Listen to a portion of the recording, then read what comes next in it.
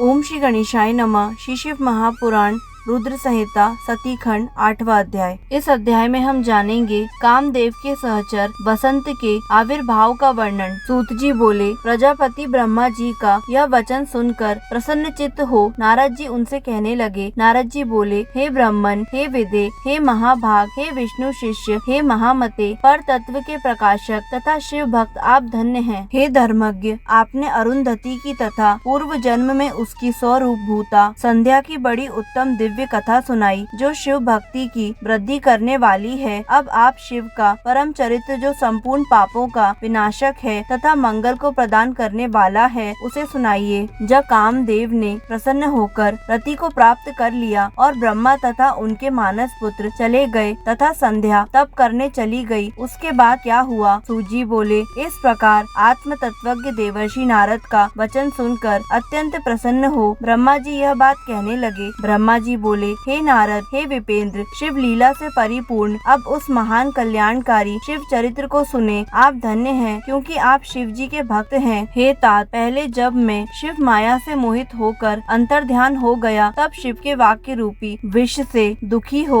अपने मन में विचार करने लगा। शिव माया से मोहित हुआ मैं बहुत देर तक अपने चित्त में विचार करके उनसे जिस प्रकार ईर्ष्या करने लगा उसे आपसे बताता हूँ, सुनिए। तत्पश्चात मैं वहाँ पहुँचा जहाँ दक्ष आदि स्थित थे और वहाँ रति सहित कामदेव को देखकर मैं बहुत कुछ मदमत्त हो गया। हे नारद, दक्ष तथा अपने अन्य मानस पुत्रों से प्रीति पूर्वक बात करके शिव माया से विमोहित मैं इस प्रकार उनसे कहने लगा। ब्रह्मा जी बोले, हे दक्ष, हे मरीचि आदि पुत्रों, मेरी बात सुनो और उसे सुनकर मेरे कष्ट को दूर करने का उपाय करो। स्त्री के प्रति मेरी अभिलाषा देखकर महायोगी शिव ने मेरी निंदा की और उन्होंने मुझे तथा तुम लोगों को बहुत फटकारा। उसके कारण मैं दुख से संतप्त हूँ और कहीं भी मुझे चैन नहीं मिलता। अतः जिस प्रकार वे भी स्त्री को ग्रहण करें वह यत्न करो। जब वे स्त्री को स्वीकार करेंगे तभी हमारा वह दुख दूर होगा। किंतु विचार करने पर मैं समझता हूँ कि यह कार्य बड़ा ही कठिन है।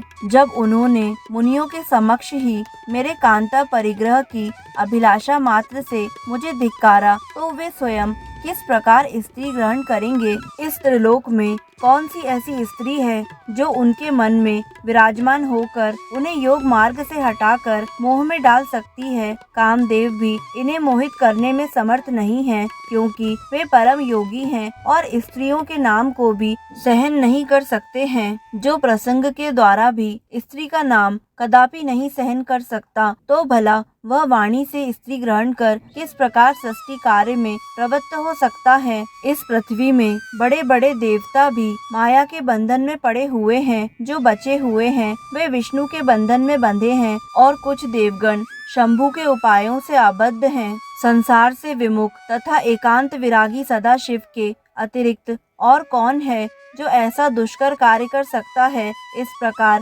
दक्षादि पुत्रों से कहकर रति सहित कामदेव को वहां देखकर मैं आनंद पूर्वक उनसे कहने लगा। ब्रह्मा जी बोले, मेरे श्रेष्ठ पुत्र, हे कामदेव, तुम सभी प्रकार से सबको सुख देने वाले हो। हे पितृवत्सल, तुम अपनी पत्नी सहित प्रसन्नता पूर्वक मेरी बात सुनो। हे मनोभव, तुम अपनी इस सहचारिणी स्त्री के साथ जिस प्रकार शोभा पा रहे हो और यह भी वैसे ही तुम्हें पति रूप में प्राप्त कर अति शोभित हो रही है जिस प्रकार महालक्ष्मी से भगवान विष्णु तथा विष्णु से महालक्ष्मी एवं जिस प्रकार रात्रि से चंद्रमा एवं चंद्रमा से रात्रि सुशोभित होती है उसी प्रकार तुम दोनों की शोभा है और तुम्हारा दाम्पत्य भी अलंकृत है। इसीलिए तुम इस जगत को जीतने वाले विश्व केतु होगे। हे वत्स, तुम संसार के हित के लिए महादेव को मोहित करो जिससे प्रसन्न मन वाले शंकर शीघ्र विवाह करें। निर्जन स्थान में, उत्तम प्रदेश में, पर्वत पर अथवा तालाब के तट पर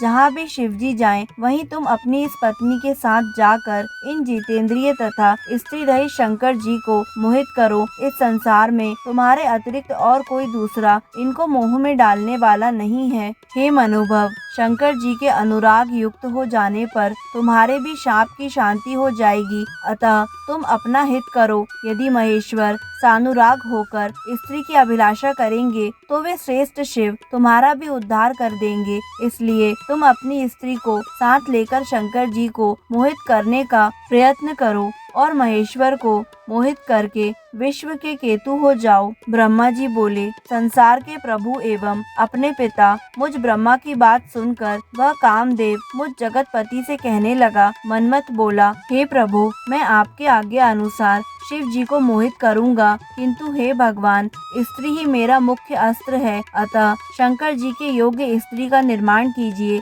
जो मेरे द्वारा शिव जी को मोहित करने पर उनका पुनः मोहन कर सके। हे धाता, इसका उत्तम उपाय अब कीजिए। ब्रह्मा जी बोले, कामदेव के इस प्रकार कहने पर मैं प्रजापति ब्रह्मा अपने मन में विचार करने लगा कि किस प्रकार की स्त्री से शिव जी को मोहित किया जाए। इस प्रकार चिंता में निमग्न हुए मुझसे जो श्वास निकला उसी से पुष्प समूहों से विभूषित वसंत उत्पन्न हुआ। उसके शरीर की कांति लाल कमल के समान थी, उसकी आंखें विकसित कमल के समान थी, उसका मुख संध्या के समय उदय हुए पूर्ण चंद्रमा के समान मनोहर था, उसकी नासिका भी बहुत सुंदर थी, उसके चरणों में सिंह के समान आवर्त थे, वह काले तथा घुंघराले केशों से शोभायमान हो रहा था। संध्याकालीन सूर्य के सदृश 2 कुंडलों से वह सुशोभित था। मतवाले हाथी के समान उसकी चाल थी, उसकी भुजाएं लंबी तथा मोटी थी, उसका कंधा अत्यंत ऊंचा था,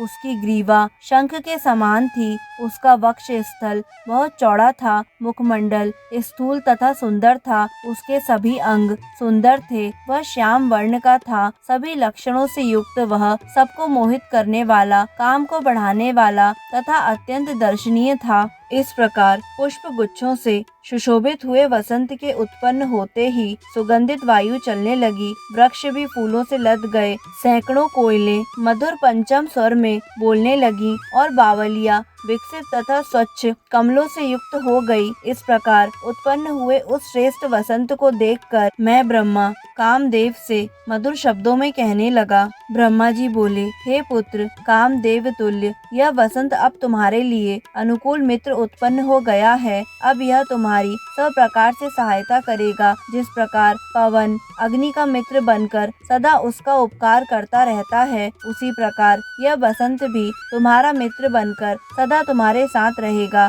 रमण में हेतु होने के कारण यह तुम्हारे साथ निवास करेगा, इसलिए इसका नाम वसंत होगा। लोक का अनुरंजन तथा तुम्हारा अनुगमन ही इसका कार्य होगा। वसंत कालीन यह मलयानिल इस वसंत का श्रृंगार बनकर इसके मित्र रूप से बना रहेगा, जो सदा तुम्हारे अधीन रहेगा। जिस प्रकार तुम्हारे मित्र रहते हैं, उसी प्रकार ये विभोग आदि हाव तथा 64 कलाएं रति के साथ सुहृद होकर रहेंगी। हे काम, तुम अपने इस वसंत आदि सहचरों तथा रति के साथ उद्यत होकर महादेव जी को मोहित करो। हे तात, अब मैं यत्न पूर्वक अच्छी तरह मन में सोच विचार कर उस कामिनी को प्राप्त करूंगा जो भगवान शंकर को मोहित कर लेगी। ब्रह्मा जी बोले, इस प्रकार मुझ सुरश्रेष्ठ ब्रह्मा के कहने पर उस कामदेव ने पत्नी सहित मेरे चरणों में प्रणाम किया। पुनः दक्ष एवं मेरे मानस पुत्रों को प्रणाम कर कामदेव उस स्थान पर गया जहाँ आत्म स्वरूप शंकर जी गए थे। इस प्रकार श्री शिव महापुराण के अंतर्गत द्वितीय रुद्र संहिता के द्वितीय सती खंड में वसंत स्वरूप वर्णन नामक 8वां अध्याय पूर्ण हुआ। दोस्तों, आगे आने वाले सभी अध्यायों को निरंतर सुनने के लिए हमारे YouTube चैनल आध्यात्मिक कथाएं को लाइक करें, सब्सक्राइब करें और बेल आइकन पर प्रेस करें ताकि आगे आने वाले सभी अध्यायों की जानकारी आपको निरंतर मिलती रहे। धन्यवाद।